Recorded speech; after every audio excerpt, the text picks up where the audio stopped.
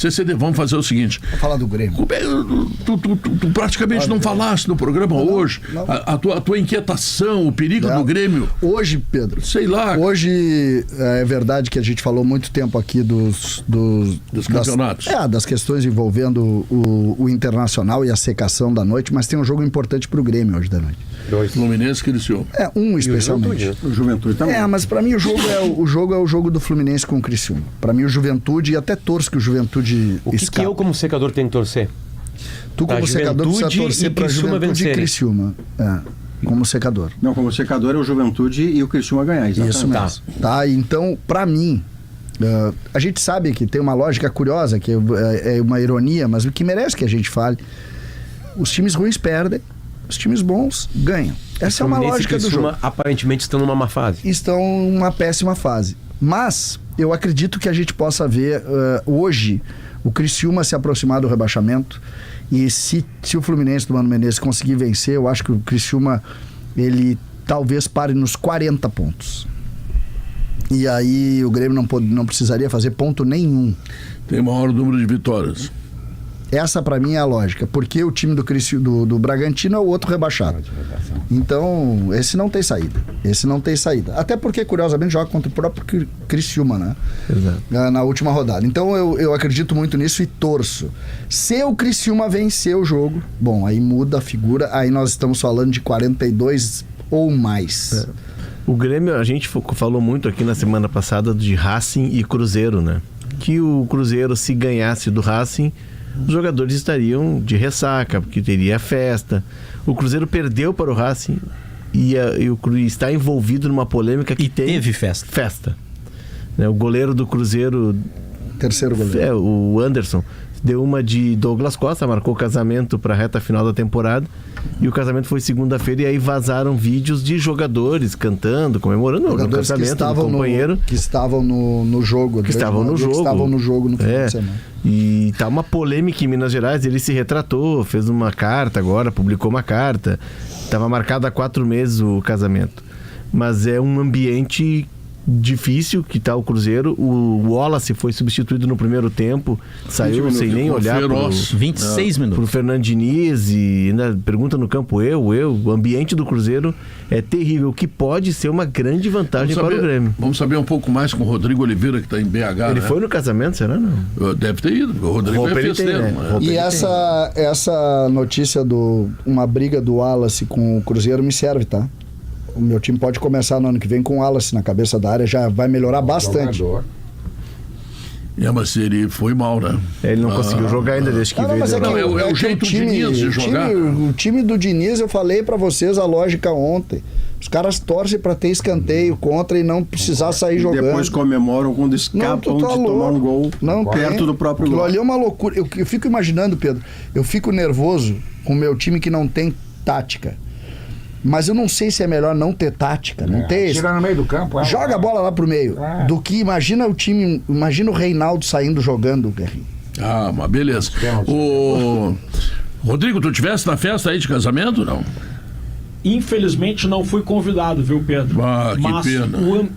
Fiquei fora dessa.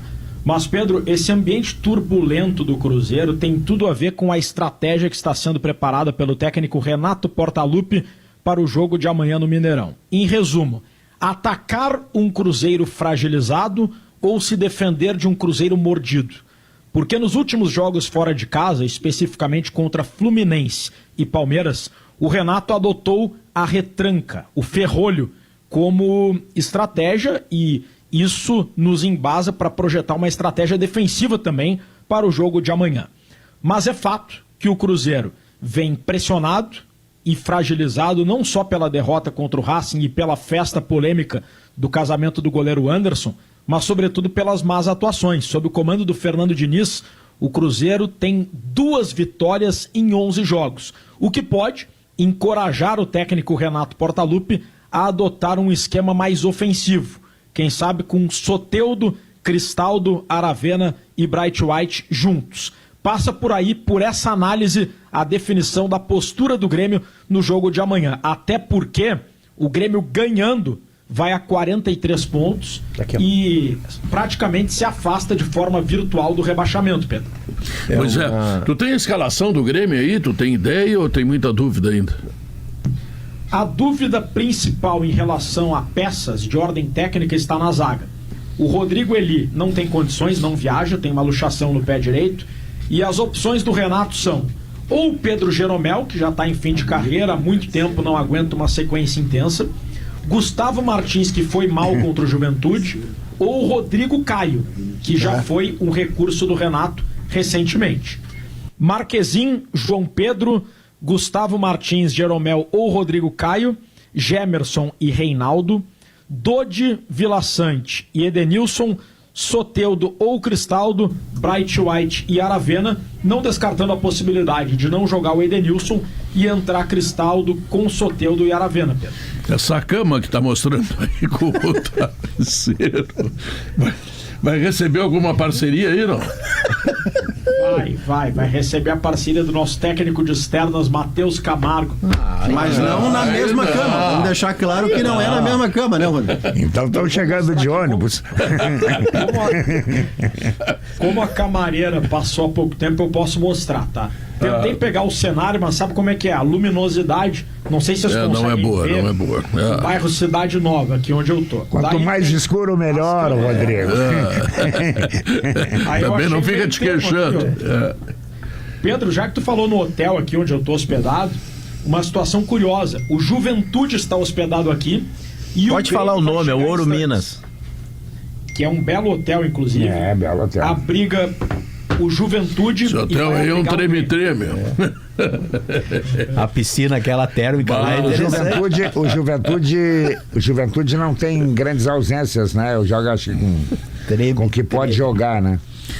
Mas o treinador do Juventude também me dá choque, né? Aí o Lucas Barbosa, ele deu um chutaço, ele jogou fez uma um partida, gol, hoje. aí tirou. E outra coisa, Pedro, outra coisa que ele fez... É o Rivaldinho. Outra coisa que ele fez, que eu não sei, eu sou do tempo antigo, né? Mas o cara tem no banco 2 armadores.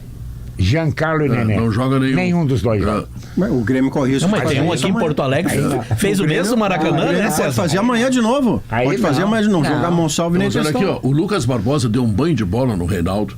O Reinaldo teve que fazer pênalti. É verdade. Tá? Ele deu um chutão no primeiro tempo, que a bola passou 2 centímetros acima da trave, que se fosse um pouco, 3 centímetros para baixo era gol.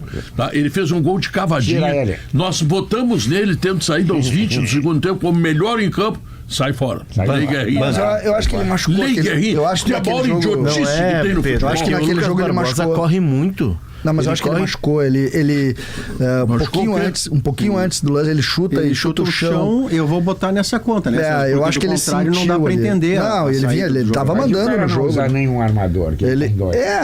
Mas aí ele bota o Giancarlo em seguida, ele bota o Nenê e bota o Giancarlo. E aí sai o gol. Mas um chuta e o outro dá um corta-luz. O Grêmio é curioso, né? A gente tá fazendo aqui a avaliação da escalação, até o próprio Juventude tem a mesma premissa. Já pararam para pensar que a gente não tem a mínima ideia de como o Grêmio pode produzir? A gente não sabe nada. Não tem. Nada. Tudo que qualquer previsão que a gente fizer aqui, qualquer uma, ela tá baseada no acho. Nós não temos nenhuma ideia concreta em cima de algum fato para imaginar o Grêmio amanhã. Mas existe até, em cima do que você está dizendo, Rodrigo, existe a chance real de que o Grêmio repita o modelo do Fluminense e do Palmeiras, em que 2 armadores estariam no banco, é isso? Mas o Rodrigo traz com certeza. Mas o Rodrigo traz a informação, né, Rodrigo, de que e até surpreendente e muito em cima desse ambiente todo do Cruzeiro, do qual a gente falou antes, de que pode voltar aquela ideia de 2 extremas, Soteldo e Aravena, e um meia que seria o Cristaldo, né, Rodrigo? E pelo 2 volantes. O que é um fato é que o Renato decidiu que até o final do Brasileirão o time, a escalação e a postura serão analisados de acordo com o adversário. Por considerar que o Fluminense no Maracanã era um adversário muito perigoso, da mesma forma que o Palmeiras, o Renato adotou aquele ferrolho, com o trio de marcadores, Dodi, Vila Sante e Edenilson, mesmo que Soteldo e Aravena nas pontas, juntos, um time muito recuado, e o Cristaldo no banco. Nos jogos em casa, o Renato adota uma postura diferente. Se tu estivesse... O Renato faz uma análise do Cruzeiro, e aí vai definir podendo jogar assim de forma mais ofensiva. Se tu não estivesse aí em Belo Horizonte, sim, aqui em Porto Alegre, são 14h41, eu sei que tu não almoçou ainda, tu teria o Di Paolo. Sim. Mas lá em Belo Horizonte não tem. Não tem. Então Ainda. os porto-alegrenses, os porto-alegrenses, os bento-gonçalvenses, Os caxienses, os gramadenses, os caxienses, tem que dar E graças agora, a Deus Canoas. que existe E os canoenses. o Di Paolo. Canoenses também. Então, olha aqui, ó. Vamos agradecer a Deus que o Di Paolo existe, abre às 11 e fecha às 11. E digo mais, tem em São Paulo. Tem em São Paulo. Tem uma avenida lá perto da Globo. Lá. Tem 2 em São Paulo. Não tem mais já. É verdade. Tem 2 em São Paulo que eu frequentava, aquela sopinha de capelete, eu ia muito com o Jackson Foman. Aquilo é uma maravilha. O Foman e aí, vamos aonde? Não, vamos lá. Pedro, só deixa eu. O Maurício, eu acho que ele ia falar isso. Porque a CBF marcou as 2 últimas rodadas com dias, horários e locais né, certinhos, né? Rodrigo, Grêmio pega o Vitória no Barradão, dia 4, quarta-feira, às 8 da noite. Na 37ª rodada. Semana que vem. E o Inter pega na quarta, 21h30, o Botafogo no Beira-Rio. O jogo das 9h30 da noite. Marquinhos talvez O jogo da RBS TV, possa matar minha curiosidade. Na última rodada é tudo na mesma hora. Isso. Tudo na mesma hora. Tem hora. espaço para passar todos os jogos? Tem. A questão é, Mas às assim, vezes Guerra- o que eles fazem é o seguinte, porque existem times do limbo. Sim. Aquele pode vir para sábado. Só que aí a gente tem que esperar pra ver lá na última Isso aí. rodada os que tem no limbo, aí eles colocam Quer ver uma coisa? sábado. O Atlético Goianiense Não, joga são com 6h30 da É que não tarde. pode valer nada, mas quer ver uma coisa? Grêmio e Corinthians na última rodada. Atlético Goianiense com quem? Não, aí que tá, vou chegar lá. Grêmio e Corinthians na última rodada aqui em Porto Alegre vai interessar ou pra vaga na Libertadores, Pra alguém. ou pra vaga Sul-Americana. Interessa. Ou para não cair. Ou pra não cair. No caso do Grêmio. Acho que o Grêmio vai ter se livrado antes. Mas o Corinthians jamais, mesmo que estivesse no limbo, não seria sábado. Também não. É que o que acontece, Guerra? Se o Botafogo vence a competição, a Libertadores, aí quase todas as posições do campeonato tem algo em jogo. Porque se vale jogo pra Sul-Americana, ele vai Vale ter que jogo, estar claro. às 4 da tarde de domingo, né? Então acho que dessa vez, se o Botafogo vencer principalmente a Libertadores, eu acho que todo jogo vai... Quer ver? Eu vou te dar a última rodada. Grêmio e Corinthians, Galo e Atlético Paranaense vão estar lutando por vaga de Sul-Americana. Isso aí vai ter alguma coisa. Bahia e Atlético Goianiense. O Bahia pode estar lutando por uma vaga de Libertadores ou pré-Libertadores. Flamengo e Vitória.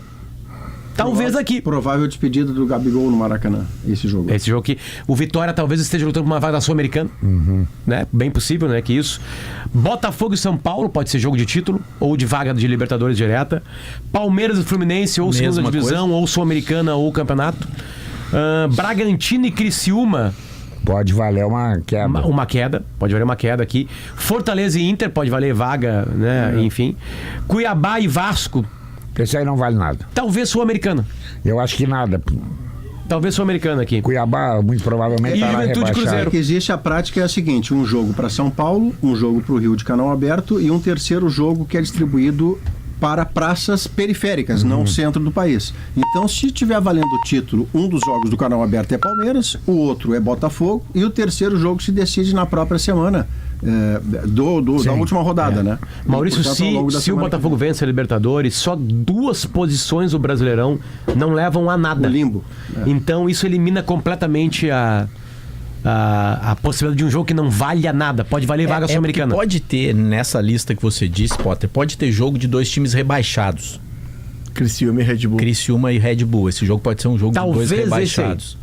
Talvez. Se eles estiverem vivos, um deles vivos, vale pra não cair jogo- ou pro Sul-Americano. O Vitória joga contra quem? Fora de casa contra o Bahia. Flamengo. Isso. Esse jogo, o Vitória hoje já tem pontuação de Sul-Americana.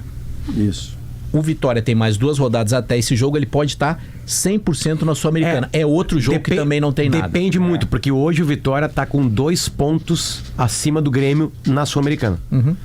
Então, se o Botafogo ganhar, talvez sim.